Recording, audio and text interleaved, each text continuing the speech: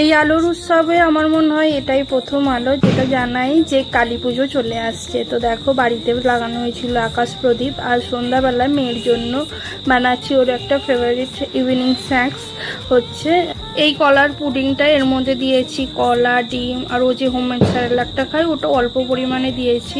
আর এটা খেতেও খুব ভালোবাসে, ও একা একাই খেয়ে নেয় বলতে পারো। ওকে ওই কেকের মতোই ছোট ছোট করে কেটে দিই। তারপরে দেখো আজকেও অতনু গিয়েছিল একটু বাজি কিনতে, সেদিনকে তো এনেছিল, আর এইটা এনেছে ওই চিংড়ি পোতা থেকে, খুব সস্তায় পেয়েছে। ওই সেদিনকে যা কেনা হয়েছিল তার অর্ধেকের দাম দিয়ে সব কিনে নিয়ে এসেছে।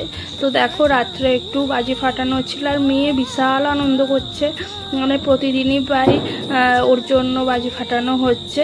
তো তারপরে দেখো বাজি ফাটানোও হয়ে গেল, রাত্রে এখন খাবার পালা। তো রাত্রে হয়েছিল দেখো নিরামিষ ফুলকপির তরকারি।